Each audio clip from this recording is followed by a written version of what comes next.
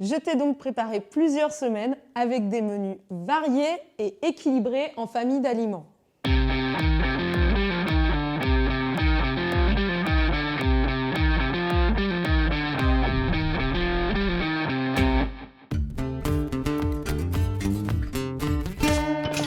Évidemment, nous sommes toutes différentes.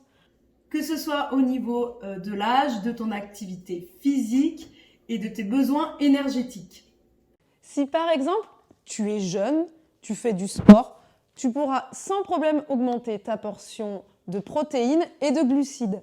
Si à l'inverse, tu es plutôt sédentaire, que ton poids stagne ou que tu es dans un objectif de perte de poids, tu peux tout à fait réduire tes besoins énergétiques en diminuant par exemple tes féculents le soir.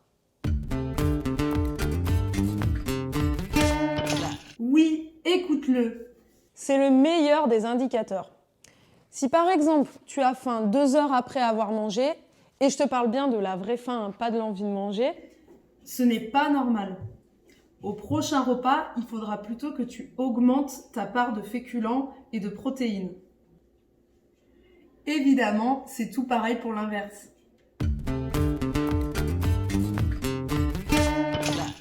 Il est évident que je te donne des exemples d'aliments. L'important étant de respecter l'équilibre de ton menu plus que l'ingrédient en lui-même. Je m'explique. Si dans mon menu, je te dis de manger une portion d'épinards par exemple, et que tu n'as pas d'épinards mais des brocolis chez toi, il n'y a pas de souci, tu peux switcher sans problème.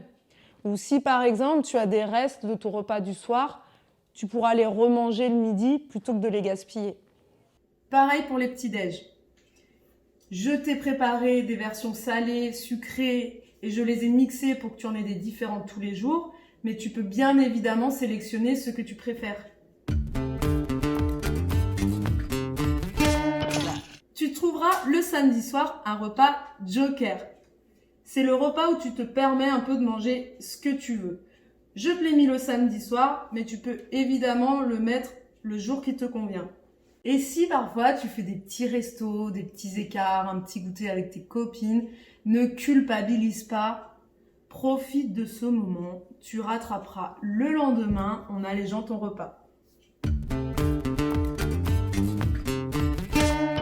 Pour des raisons éthiques, environnementales et parce que vraiment j'adore trop les animaux, je ne consomme pas leur viande. Je t'ai donc proposé des menus sans viande.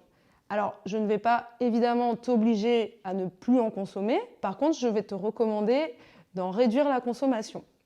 Tu peux tout à fait remplacer les protéines végétales que je te propose par de la viande, choisis-la plutôt blanche, ou du poisson.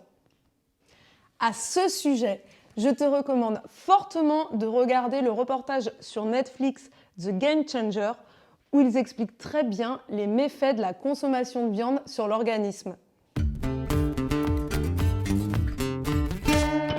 N'hésite pas à poser des questions sous cette vidéo, j'y répondrai avec plaisir.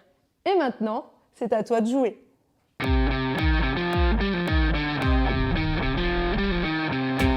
On allait en... Putain... Momo. Je continue.